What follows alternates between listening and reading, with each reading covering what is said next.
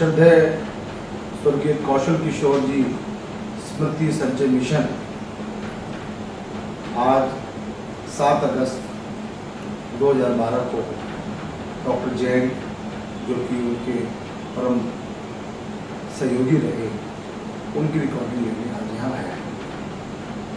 कौशल जी की विशेषताओं और उनके संगठन और संघ के महत्व को ध्यान में रख के इस मिशन में कुछ बंधुओं की जो उनके कार्यकाल में थे स्मृतियाँ हासिल करी हैं, जिसमें कि मध्य प्रदेश के राज्यपाल राम नरेश यादव जी, जो कौशल जी जब जनता पार्टी के महामंत्री थे 1977 में माननीय मुख्यमंत्री का काम उत्तर प्रदेश का देख रहे थे। आज हमको दिल्ली में मुलायम सिंह जी, आचार्य गिरा किशोर जी और अनेक ऐसे राजनेताओं का और संगठन के कार्यकर्ताओं की हमको स्मृतियाँ मिलेंगी, जिनसे समाज को एक दिशा मिलेगी, कार्यकर्ताओं को बल मिलेगा कि कौशल जी किस प्रकार से कार्य करते थे और संगठन में हमें किस प्रकार से कार्य करना चाहिए। मेरा परिचय कौशल किशोर जी से जब आया जब मैं लगभग 8वीं कक्षा का विद्यार्थी था। मेरठ जिला के वो जिला प्रचारक बनकर आए थे और मैं बड़ौत में एक छोटा कार्यकर्ता था, स्वयंसेवक था। जब से लेकर उनकी मृत्यु तक मेरी पूरी जिंदगी में इन जिंदगी के घुमावदार रास्तों में और फिसलती हुई सीढ़ियों पर वो मेरे लगातार पथ प्रदर्शक बनकर रहे। उन्होंने मुझे कभी अपनी उंगली नहीं पकड़ाई, लेकिन साथ साथ चले। जिंदगी जीने का वो जो गूढ़तम मंत्र थे संगठन विद्या के, वो बड़ी सरल भाषा में समझा दिया करते थे। जैसे मैं आपको एक उदाहरण दूंगा। मैंने एक बार पूछ लिया उनसे कि संगठन जब करते हैं आप, तो सबसे ज़्यादा ख्याल किस व्यक्ति का करना चाहिए? बहुत सारे अधिकारी हैं, मुख्य शिक्षक है, संघ चालक है, जिला प्रचारक है, विभाग प्रचारक है और अनेक अधिकारी हैं। सबसे ज़्यादा ख्याल किस अधिकारी का करना चाहिए? उन्होंने कहा कि ग्रामर पढ़ी है। कहा थोड़ी बहुत तो पढ़ी है। मैंने थोड़ी बहुत नहीं, पूरी बताओ। कॉन्फिडेंस के साथ पढ़ी, अंग्रेजी पढ़ी। अंग्रेजी में फर्स्ट पर्सन क्या होता है? फर्स्ट पर्सन में 2 शब्द आते हैं, आई और बी। ठीक है। और सिंगुलर नंबर क्या होता है? प्लूरल नंबर क्या होता है? हाँ, तो इस फर्स्ट पर्सन में सिंगुलर नंबर कौन है? मैंने सोचा आई। ये जो आई शब्द है, ये सबसे महत्वपूर्ण पर्सन है, सबसे महत्वपूर्ण व्यक्ति है आपके लिए। यदि आपने आई को ठीक रखा तो सब चीजें ठीक होंगी। अटपटा सा लगा था, लेकिन लगातार जब से मैंने इसको जितना ज़्यादा सोचा है, समझा है, मुझे लगता है कि पूरे संगठन शास्त्र में एक बड़ा मूल मंत्र और महामंत्र कौशल जी से मैंने सीखा। होता क्या है कि अक्सर हम अपनी कमियों के लिए या अपने लिए चीज़ें प्राप्त करने के लिए दूसरों की तरफ देखते हैं। कौशल जी ने सिखाया खाली अपनी तरफ देखो, अपना ख्याल करो, अपने गुणों को बढ़ा, अपने को दोष दो। और एक ऐसी बेसिक बात थी जो ये महामानव जो साधारण तरीके से दिखता था, साधारण तरीके से आपके साथ जीता था, लेकिन उसके व्यक्तिगत गुण इतने महान थे कि मैं उनको लगातार एक महामानव की श्रेणी में रखता रहा। बात बहुत सी है, जिनके साथ जीवन जिया है उससे बहुत कुछ सीखा है, लेकिन इस चर्चा के लिए इतना कहना मुझे लगता है। धन्यवाद। माननीय कौशल किशोर जी मेरठ में विभाग प्रचारक थे। उस समय 2 वर्ष मैंने उनके मार्गदर्शन में MSc किया और अगले 2 वर्ष में मैं संघ का प्रचारक उनके मार्गदर्शन में रहा।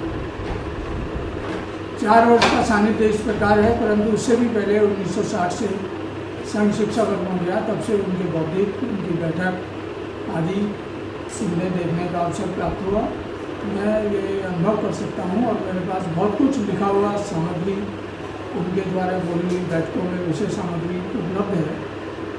तो मेरे अनुमान से किसी भी विषय को जितना गंभीरता से सघन रूप में स्वयंसेवकों के हृदय में आच्छादित कर देने वाली उनकी शैली थी, दुर्लभ है।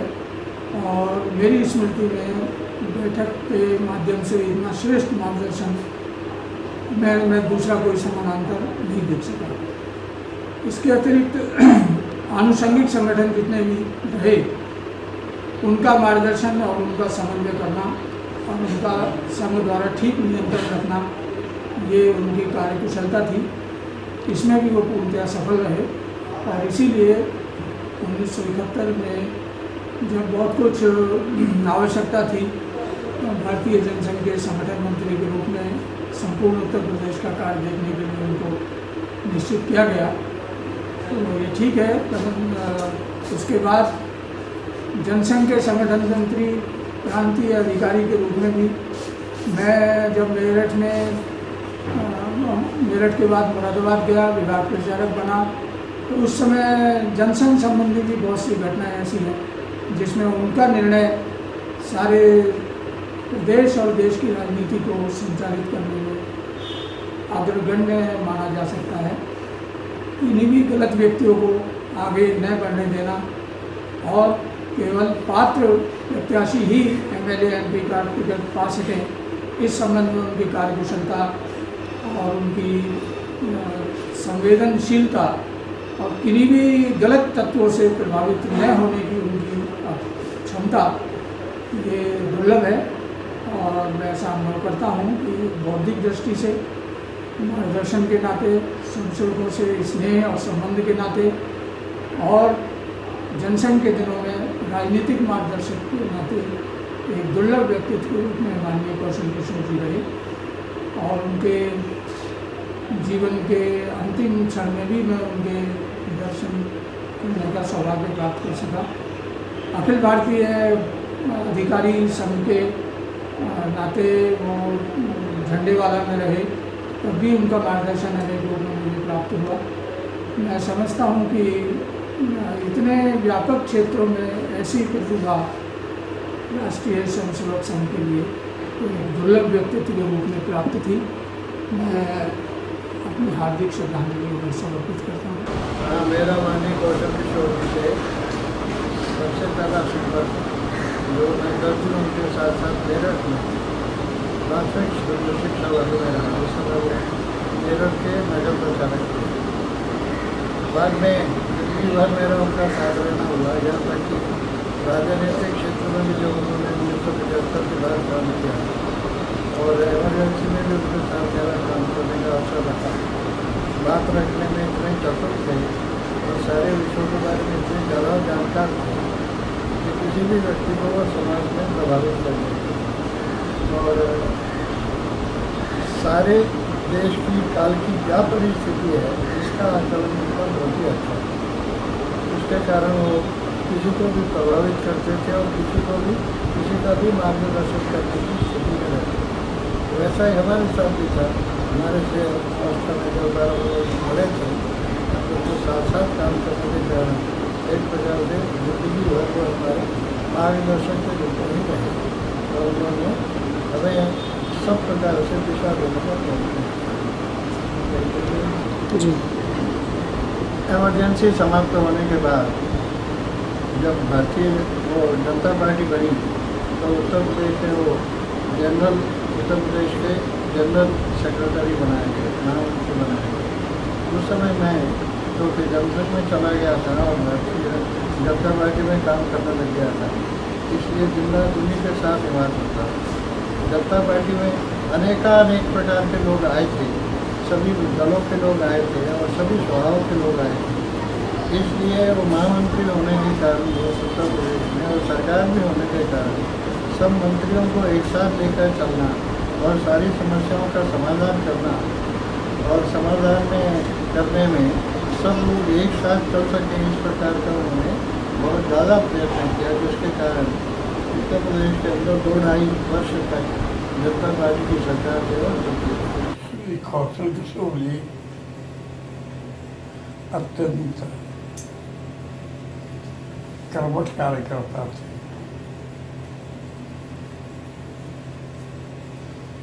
वो हर एक के दिल को पसंद रखते थे।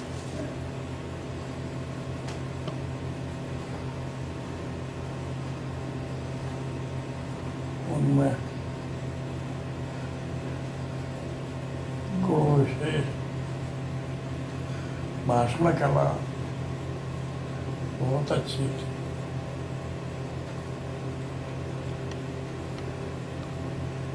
वो ऐसे कार्यकर्ता थे जो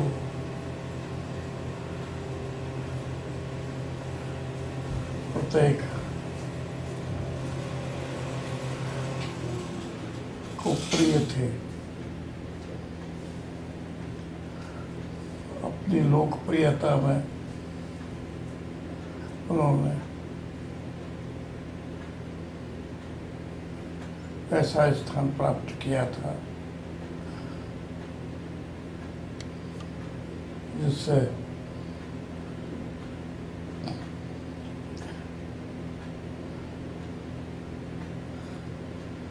सबको ईर्ष्या हो सकती थी। लगभग सन 1957 से 67 के बीच की बात है। मैं बिंडो जिले में गिरफ्तार था और संभवतः माननीय कौशल जी ये मेरठ में गिरफ्तार थे। मुख्य रूप से विशेष बैठकों में और जो क्रांति कार्यक्रम हुआ करते थे उनमें मिलना होता ही था। उस समय मुझे प्रतिभा का आभास मिला कि कौशल जी अत्यंत विशेष प्रतिभा के व्यक्ति थे, बहुत अध्ययनशील थे, विषयों को सबके सामने प्रस्तुत करने की क्षमता अद्वितीय थी और लोगों को बड़े तर्क ढंग से जो है वो समझाते थे, संतुष्ट करते थे। अध्ययन बहुत था उनका, विषय इतिहास के बारे में भी जानकारियाँ थी। बाद में बौद्धिक प्रमुख भी रहे, प्रांत में दौरा भी करते थे। इस सब प्रतिभा का संगठन को बड़ा भारी लाभ मिला और ऐसे कठिन विषय रहा करते थे, उन कठिन विषयों को बड़े सरल ढंग से हमने कोशिश करते थे और हम उनकी प्रतिभा का ऐसा अनुभव हुआ, उनसे संगठन को बड़ा भारी मात्रा में लाभ मिला और बौद्धिक क्षमता उनकी जो थी, बौद्धिक क्षमताओं के आधार पर अनेक लोगों को संघ से जोड़ा उन्होंने। अच्छे बड़े विद्वान व्यक्तियों से भी जब बातें होती थी, बड़े अच्छे ढंग से उनको संतुष्ट करके बताते थे। संघ के सिद्धांत, विचार और कार्य पद्धति, कार्यशैली आज का ऐसा ज्ञान था कि दूसरे व्यक्ति को बताने में सक्षम रहते थे। मैंने तो उनको उनके साथ जोड़ा और वास्तव में अगर चले गया ना, हम सबके बड़े भारी धक्का लगा और संगठन को बड़ी भारी क्षति हुई। ऐसा अनुभव होता है कि पूर्ति करना कठिन है। ठीक। माननीय कौशल किशोर जी का मेरा संबंध 1977 में है। उनको नज़दीक से देखने का, समझने का अवसर प्राप्त हुआ। मैं कह सकता हूँ कि प्रखर मेधा के नतीजे किसी भी विषय पर यदि उनसे हम चर्चा प्रारंभ करते थे, उनके द्वारा जो भी विचार सुनने को मिलते थे वो निश्चित रूप से बहुत ही प्रेरणादायी हुआ करते थे। और 1977 में जनता पार्टी की सरकार बनी थी। उत्तर प्रदेश में भी जनता जनता पार्टी की ही स्टेट गवर्नमेंट बनी थी और उस समय मैंने देखा कि जनता पार्टी के जितने भी घटक थे सभी घटक दल के नेताओं का मन कौशल जी के प्रति एक सम्मान का भाव था और बहुत ही विश्वास लोगों के मन के अंदर रहा करता था कि यदि हम किसी जटिल समस्या को भी लेकर के कौशल जी के साथ बैठेंगे तो उसका समाधान हमें प्राप्त होगा। सरकार के सभी घटकों के बीच सामंजस्य बिठाने में भी एक अहम भूमिका का बराबर समय उन्होंने निर्वाह किया। कार्यकर्ताओं को जब भी उनका संबोधन होता रहा तो बहुत ही तथ्यपरक उनके भाषण होते थे, प्रेरणादायी उनके विचार होते थे जो कार्यकर्ता को राजनीति में क्यों काम करना चाहिए, सामाजिक क्षेत्र में क्यों काम करना चाहिए, इसके लिए इंस्पायर करने का काम है, प्रेरित करने का काम करते थे। लेकिन उनका निधन मैं समझता हूँ कि असामयिक ही निधन कहा जाएगा। शायद यदि वो स्वस्थ रहते तो और अधिक योगदान इस भारतीय समाज के लोगों के द्वारा हो पाता। वैसे उनका पूरा जीवन ही समाज के लिए समर्पित था। आजीवन अविवाहित थे, संघ के प्रचारक के रूप में उन्होंने अपनी सारी जिंदगी बोलिए। कौशल किशोर जी आज दुनिया में नहीं। मैं जब मुख्यमंत्री था वो महामंत्री थे और महामंत्री के रूप में कभी न कभी 1 महीने 2 महीने पर बराबर मिला करते थे और कुछ अपने सुझाव भी देते थे, कुछ विकास के बारे में भी चर्चा करते थे। और मैं समझता हूँ कि उनकी सादगी, उनकी कर्तव्य निष्ठा, विचारों के प्रति दृढ़ता, सिद्धांतों के प्रति निष्ठा, ये उनमें रही है और यही कारण था तो महामंत्री भी बनाए गए थे। मैं ऐसा समझता हूँ कि जिस प्रकार से उन्होंने अविवाहित रहकर पार्टी की, जनता की सेवा की है,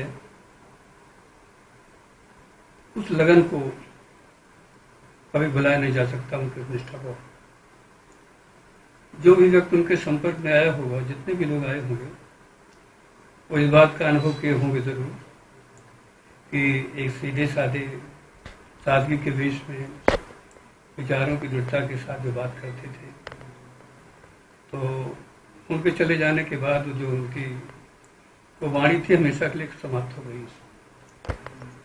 हाँ, इतना जरूर है कि उनके क्रियाकलाप आज भी अनुकरणीय हैं और मानव जीवन को सफल बनाने के लिए जो नैतिक मूल्य और क्षेत्र की राजनीति करनी है, इस आधार पर मैं उनको बहुत अच्छा मानता हूँ। उन्हीं शब्दों के साथ उनके प्रति अपनी श्रद्धांजलि।